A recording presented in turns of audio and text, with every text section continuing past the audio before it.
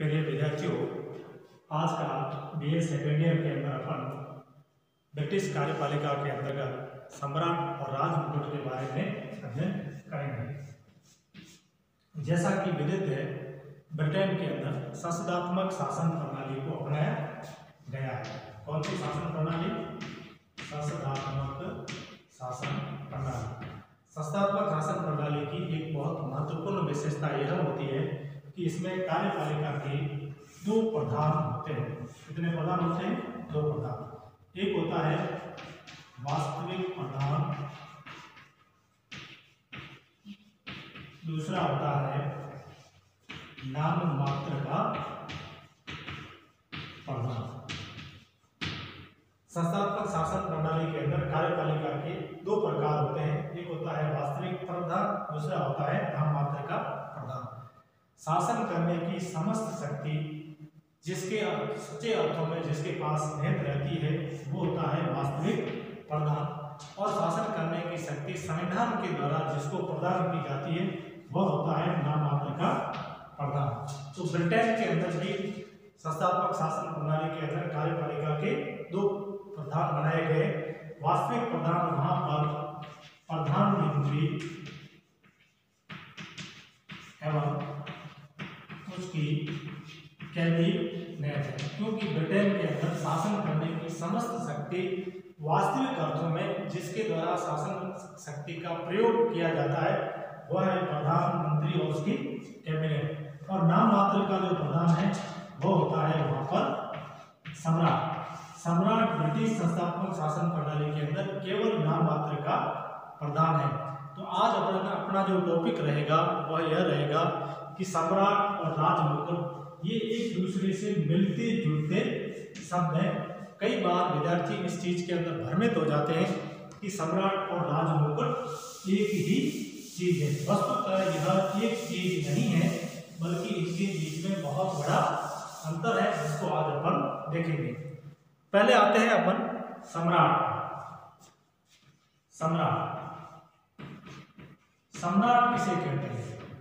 सबसे पहला यह है सम्राट, यह एक व्यक्ति होता है जो एक विशेष समय में राजा के पद पर बैठता है। सम्राट की सीधी सादी परिभाषा है कि यह वस्तुतः बहुत महत्वपूर्ण है कि सम्राट एक व्यक्ति होता है जो एक स्पेशल पीरियड के अंदर, एक समय के अंदर राजा के पद पर बैठता है। उसको सम्राट के नाम से जाना जाता है। अब इसके साथ ही अपन अंतर समझ लेते हैं कि राजमुकुट किसको कहते हैं।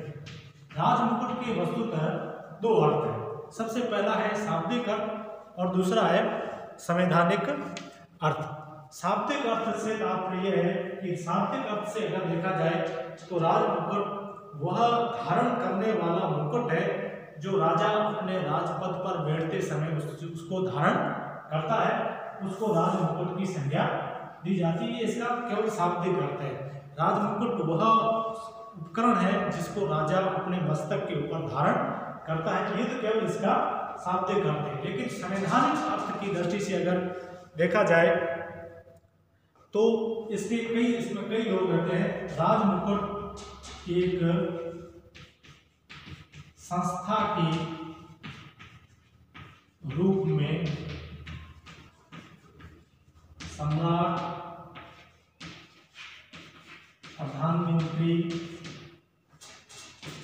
कैबिनेट, वहां की संसद एवं वे सभी जो सत्ता का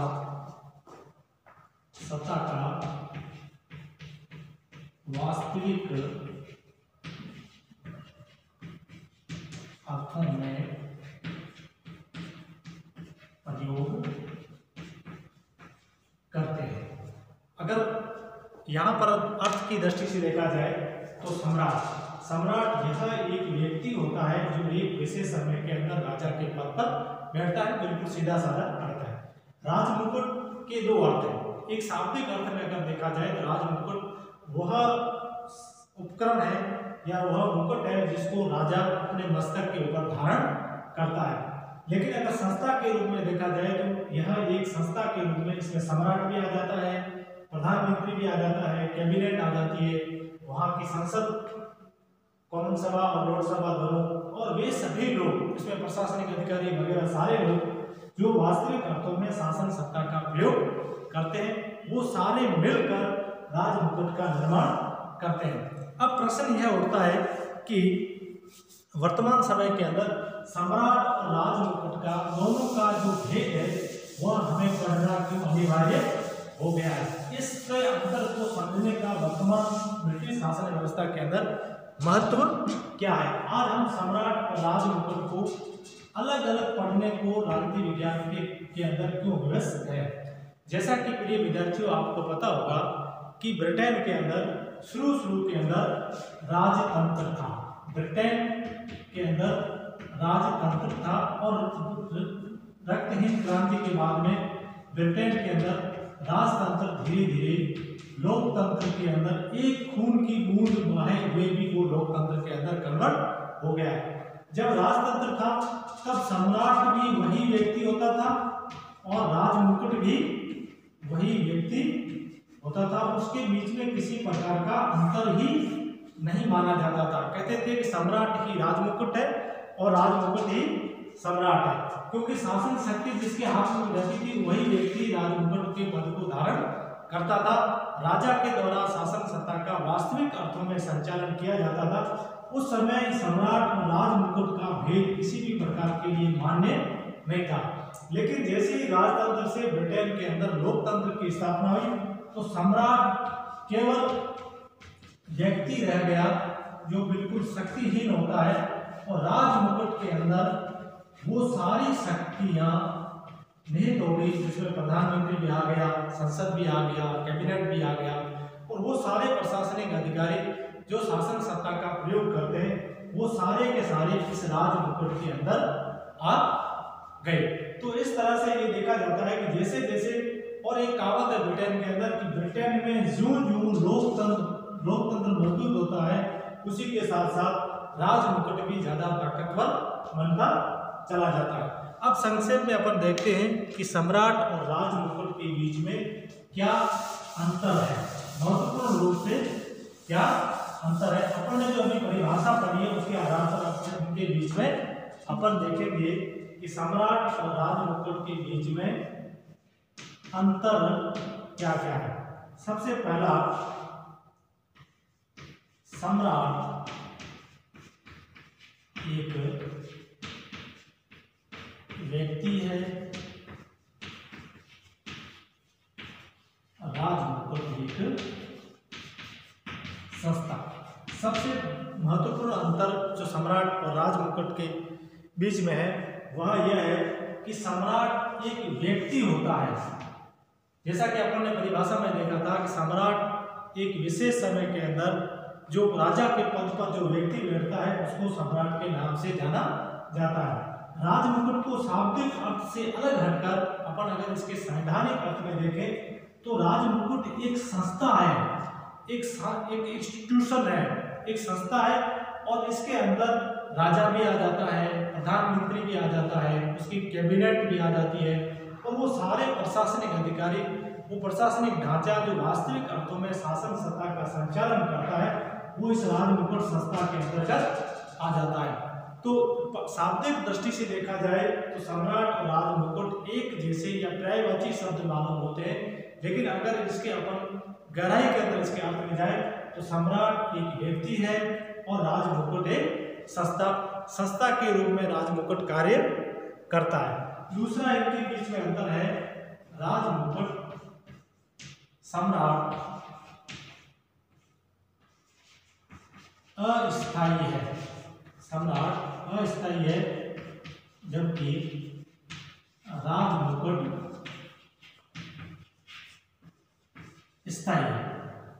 इसके अगर शाब्दिक अर्थ को देखा जाए तो अपन ने देखा था था कि सम्राट क्या है, एक व्यक्ति है। अब व्यक्ति क्या होता है, अस्थायी होता है। व्यक्ति जन्म लेता है, व्यक्ति मरता है, और एक व्यक्ति के रूप में उसके साथ जितनी भी मानवीय गतिविधियां जुड़ी हुई होती है वह सम्राट के साथ में जुड़ी हुई होती है। सम्राट अपना पद त्याग भी कर सकता है और सम्राट अपने पद से इस्तीफा भी दे सकता है। तो अस्थायित्व का गुण, क्योंकि मानव एक स्वयं अस्थायी चीज है, जीवन और मरण की प्रक्रिया मानव के साथ जुड़ी हुई है, इसलिए सम्राट एक अस्थायी चीज है, वो हमेशा हमेशा के लिए बनी हुई चीज नहीं है। एक सम्राट समाप्त होता है, उसके बाद में दूसरा सम्राट आता है और ये प्रक्रिया निरंतर चलती रहती है। लेकिन राज मुकुट एक स्थायी चीज है, एक स्टेबल चीज है। अपन देखते हैं राज मुकुट में क्या क्या है। राज मुकुट के अंदर प्रधानमंत्री का पद है, संसद है और वहाँ के प्रशासनिक अधिकारी है। अब ये जो तीनों चीजें हैं वो स्थायी है।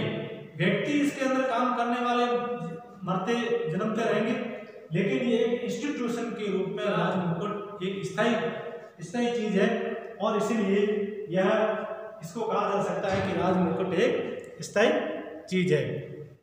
इनके बीच में तीसरा अंतर यह है कि सम्राट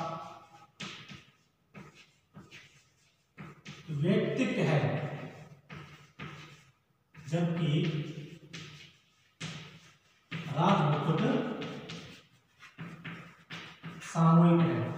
तीसरा अंतर जो इनके बीच में है वो यह है कि सम्राट व्यक्तिक है, यानी एक व्यक्ति है।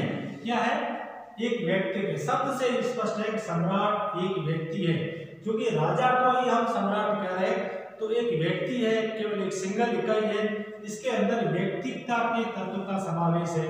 जबकि राज मुकुट जो है वो सामूहिक है। जैसा कि मैंने आपको बताया कि राज मुकुट के अंदर प्रधानमंत्री भी आ जाता है, संसद के सारे सदस्य भी आ जाते हैं और एक व्यक्ति के रूप में सम्राट भी आ जाता है। वो सारे प्रशासनिक अधिकारी जो शासन सत्ता का संचालन करते वो सारे सामूहिक रूप से सभी समूह के रूप में मिलकर राज मुकुट का निर्माण करते हैं, इसलिए राज मुकुट एक सामूहिक संस्था मानी जाती है। ऐसा इसलिए कहा जाता है कि सम्राट एक व्यक्ति होने के नाते, एक अस्थायी चीज होने के नाते केवल व्यक्तिक है, जबकि राज मुकुट सामूहिक है। सामूहिक इसलिए कि इसमें समूह है। समूह किसका किसका, स्वयं सम्राट का, प्रधानमंत्री का, उसकी कैबिनेट का और उसके प्रशासनिक अधिकारी, और वो सभी इसमें एलिमेंट तत्व या शामिल है जो वास्तविक अर्थों में शासन सत्ता का प्रयोग करते हैं। और इसके बीच में सबसे महत्वपूर्ण जो अंतर है वह है चौथा, सम्राट शक्तिहीन है। क्या है, शक्तिहीन है, जबकि राज मुकुट सर्व शक्तिमान। जो सबसे महत्वपूर्ण अंतर हुआ है यह है कि ब्रिटेन के अंदर सम्राट का पद शक्तिहीन है। जैसा कि मैंने आपको ये टॉपिक शुरू करने से पहले बताया कि ब्रिटेन के अंदर कार्यपालिका की दो प्रकार है, एक वास्तविक कार्यपालिका, दूसरी है नाम मात्र की कार्यपालिका। वास्तविक कार्यपालिका के अंदर प्रधानमंत्री और उसकी कैबिनेट और वो सारे प्रशासनिक अधिकारी जो शासन सत्ता का संचालन करते हैं वो आते हैं, और नाम मात्र की कार्यपालिका के अंदर वहां का ब्रिटेन आता है। संविधान के द्वारा शासन करने की समस्त शक्तियां वहां के सम्राट को दी गई है, लेकिन व्यवहार के धरातल पर सम्राट के द्वारा शासन शक्तियों का प्रयोग नहीं किया जाता। इसलिए हम कह सकते हैं कि सम्राट जो है वह शक्तिहीन है, यूजलेस है। सम्राट का दैनिक प्रशासनिक क्रियाओं या राजनीतिक व्यवस्था के अंदर क्रियाशीलता के क्षेत्र में कोई महत्वपूर्ण योगदान नहीं है, जबकि राज मुकुट सर्वशक्तिमान है। ब्रिटेन के अंदर शासन करने की वर्तमान के अंदर समस्त शक्तियां वहां के प्रधानमंत्री, वहां की कैबिनेट और वहां के प्रशासनिक अधिकारियों के हाथों में निहित है। इसलिए शासन करने की समस्त शक्ति क्योंकि ब्रिटेन के वहां के राज मुकुट के अंदर है, इसलिए वहां पर राज मुकुट को सर्वशक्तिमानता की संज्ञा दी गई है। तो अपन सम्राट और राज मुकुट के बीच में अंतर को अगर वापस दोहराए तो देखते हैं कि सम्राट एक व्यक्ति होता है और राज मुकुट एक संस्था होती है, यानी एक संस्था एक इंस्टीट्यूशन के रूप में राज मुकुट कार्य करता है। सम्राट क्योंकि व्यक्ति होता है इसलिए अस्थायी होता है, जीवन मरण और मानव जीवन से जुड़ी हुई समस्त क्रियाएं उसके साथ में जुड़ी रहती है। राजमुकुट स्थायी चीज है, जैसे प्रधानमंत्री का पद हो गया, वहाँ की संसद हो गई, कॉमन सभा, लोक सभा हो गई, और वहाँ के प्रशासनिक अधिकारियों के जो पद होते हैं वो एक स्टेबल होते हैं, स्थायी होते हैं। उसमें काम करने वाले व्यक्ति बदलते रहते हैं, लेकिन पद के रूप में वह पद पड़ा रहता है। जैसे अपने जैसलमेर का जिला कलेक्टर एक व्यक्ति के रूप में आशीष मोदी आज आए हैं, कल चले जाएंगे, लेकिन एक पद के रूप में कलेक्टर का पद आने वाले सदियों सदियों तक बना रहेगा। तो कलेक्टर का पद स्थायी है, जबकि उसमें काम करने वाला व्यक्ति क्या है, अस्थायी है। उसी तरह से सम्राट अस्थायी है और राजमुकुट एक स्थायी चीज है। तीसरा अंतर इसमें यह है कि सम्राट व्यक्तिक है, क्योंकि राजा एक व्यक्तिक होता है, इसलिए इसमें व्यक्तिकता का तत्व है। राजमुकुट सामूहिक है, यानी राजमुकुट के अंदर एक समूह कार्य करता है। प्रधानमंत्री, उसकी कैबिनेट, संसद और समेत सारे प्रशासनिक अधिकारी जो शासन सत्ता का प्रयोग करते हैं वो एक समूह के रूप में राजमुकुट के अंतर्गत कार्य करते हैं। चौथी इसका अंतर जो है वो है सम्राट शक्तिहीन है, जबकि राजमुकुट के साथ में शासन करने की समस्त शक्तियां जो है वो निहित रहती है। तो इन चार बेसिक अंतर के साथ में हम ये समझ सकते हैं कि सम्राट और राजमुकुट के बीच में वास्तविकता का और नाम मात्र का अंतर है। नाम मात्र का ये प्रतिनिधि है और वास्तविकता का प्रतिनिधित्व कौन करता है, राजमुकुट। ब्रिटेन के अंदर जब पहले राजतंत्र था उस समय सम्राट और राजमुकुट एक ही हुआ करते थे। जो राजा होता था वही समस्त शासन शक्तियों का प्रयोग करता था, लेकिन ब्रिटेन के अंदर रक्तहीन क्रांति जो 1688 के अंदर हुई थी, उसके बाद में शासन धीरे धीरे राजतंत्र से प्रजातंत्र की तरफ शिफ्ट हो गया है। और इस स्थिति के अंदर राजा तो केवल नाम मात्र का है, वहां पर सैद्धांतिक दृष्टि से अभी भी राजतंत्र है, लेकिन व्यवहारिक दृष्टि से वहां पर लोकतंत्र की स्थापना हो गई है। और ब्रिटेन के अंदर लोकतंत्रात्मक शासन प्रणाली है। लोकतंत्रात्मक शासन प्रणाली के अंदर शासन करने की समस्त जो शक्ति है वो संस्था के रूप में एक राजमुकुट में निहित हो गई है, जिसमें आपको याद रखना है प्रधानमंत्री है, प्रधानमंत्री की कैबिनेट है, संसद है, और वो सारे प्रशासनिक अधिकारी जो शासन सत्ता का प्रयोग करते हैं वो सब मिलकर इस राजमुकुट का निर्माण करते हैं। आपको इसके शाब्दिक अर्थ पर नहीं जाना है, इस चीज का विशेष रूप से ध्यान रखना है। शाब्दिक अर्थ में राजमुकुट केवल मस्तक पर धारण किया जाने वाला सिंहासन होता है। इससे आगे बढ़कर एक संस्था के रूप में राजमुकुट के अंदर प्रधानमंत्री, उसकी कैबिनेट और उसकी संसद होती है। इन सभी के समूह को राजमुकुट की संज्ञा दी जाती है। और सम्राट एक राजा होता है ब्रिटिश शासन व्यवस्था के अंदर, जिसके पास किसी भी प्रकार की कोई शक्तियां नहीं होती है। अब मैं चलते चलते आपको बता देता हूं कि ब्रिटेन के अंदर उत्तराधिकार का नियम क्या है। क्या है उत्तराधिकार का नियम? प्राचीन जमाने के अंदर राजा के मरने के बाद में उसका बेटा जो सबसे बड़ा होता था वह राजा बन जाता था। अमूमन भारत के अंदर ज्येष्ठ उत्तराधिकार का नियम है। ज्येष्ठ उत्तराधिकार से तात्पर्य है कि एक राजा की मृत्यु होने पर उसका जो सबसे बड़ा बेटा होता है, ज्येष्ठ सबसे बड़ा जो बेटा होता है वह राजा का उसके बाद में उत्तराधिकारी बनता है। लेकिन ब्रिटेन के अंदर थोड़ी व्यवस्था हटके है। ब्रिटेन में यह है कि एक राजा की मृत्यु के बाद में उसके सबसे बड़ी संतान, वो लड़की है तो सम्राज्ञी बनेगी, लड़का है तो सम्राट बनेगा। वहां पर लड़की और लड़की के बीच में किसी भी प्रकार का भेदभाव नहीं किया जाता। जैसे अपन देखते हैं वहां पर एलिजाबेथ, ये जो महिलाएं जो सम्राज्ञी आ रही है उसके पीछे रीजन यह है कि ब्रिटेन के अंदर उत्तराधिकार के अंदर राजा की सबसे बड़ी संतान को सम्राट के पद पर बिठा दिया जाता है। वो लड़की भी हो सकती है और वो लड़का भी हो सकता है। लेकिन अगर संविधान के अंदर यह भी स्पष्ट किया गया है कि किसी भी स्थिति के अंदर सम्राट की अगर कोई संतान नहीं होती है तो ऐसी स्थिति के अंदर उत्तराधिकार के नियमों को तय करने का अधिकार वहां की संसद को दिया गया है। और संसद के द्वारा समय समय पर उत्तराधिकार के नियमों का स्पष्टीकरण किया जाता है। तो इसी के साथ अपना आज का टॉपिक समाप्त हुआ। आप सभी को बहुत बहुत धन्यवाद। Thank you.